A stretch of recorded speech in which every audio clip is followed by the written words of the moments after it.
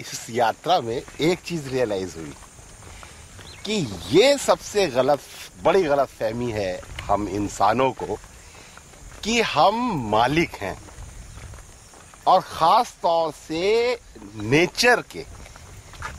Nature यानी जमीन और जमीन से जुड़ी हुई दौलत के। जैसे घास है, घास अगर ये कहे कि जिस जमीन पर मैं पैदा हुई हूं मैं उसकी मालिक हूं, तो उससे ज्यादा बेवकूफी की बात क्या होगी। अरे अभी उगी है, अभी मिट जाएगी। हम भी उगे हैं जमीन पर इस नेचर में और मिट जाते हैं। हम मालिक, इस नेचर के मालिक।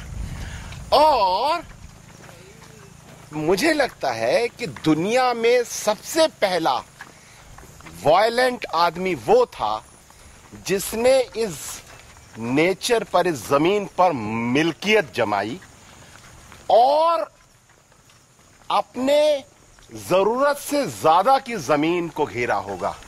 वो दुनिया का पहला वायलेंट आदमी होगा, क्योंकि दूसरे के हिस्से की जमीन पर कब्जा करने के लिए उसे ताकत इस्तेमाल करने की जरूरत पड़ी होगी।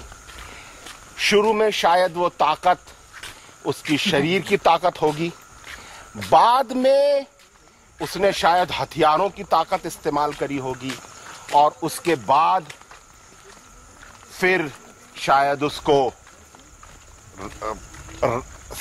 राज्य सत्ता, दौलत को, दूसरों की हिस्से की दौलत को जब भी कोई आदमी अपने कब्जे में लेता है तो उसके लिए उसको ताकत इस्तेमाल करने की जरूरत पड़ती है, और यही वायलेंस है। इसलिए वायलेंट वो है जो दूसरों की हिस्से की नेचुरल रिसोर्सेज पर कब्जा कर रहे हैं। इसलिए आज जितने भी अमीर लोग हैं वो वायलेंट हैं। जो अपने हिस्से की जमीन मांग रहा है, जो अपना हिस्सा मांग रहा है, वो तो वायलेंट हो ही नहीं सकता।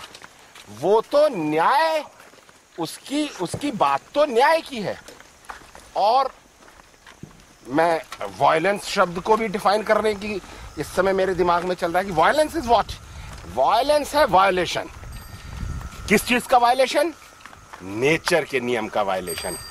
नेचर का नियम कहता है कि सारी प्रकृति के सब बराबर के हिस्सेदार हैं, और जब कोई प्रकृति के इस नियम को तोड़ता है तो वो प्रकृति के नियम को वायलेट करता है, और वो पहला वायलेंस है।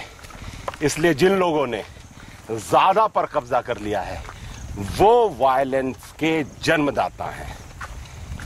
इसलिए इस बेसिक वायलेंस को खत्म किए बिना ये जो रेजिस्टेंस है और सेकेंडरी वायलेंस है, जो कि नक्सलाइट्स और दूसरे रेबल्स हैं, जो इस वायलेंस में से, जो इन बड़े लोगों के वायलेंस में से निकले हैं, उसको अगर खत्म करना है तो इस बुनियादी वायलेंस को खत्म करना पड़ेगा। जिन लोगों ने ज्यादा पर कब्जा कर लिया है उनको यह बात समझानी पड़ेगी कि वायलेंस के जन्मदाता तुम हो।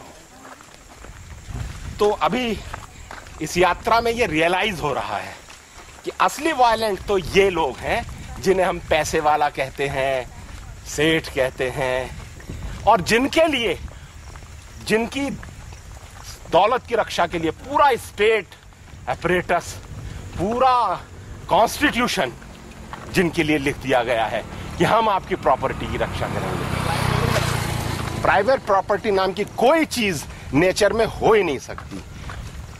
इसलिए अगर अब दुनिया को बचना है तो उसे नेचुरल लॉ को मानना ही पड़ेगा।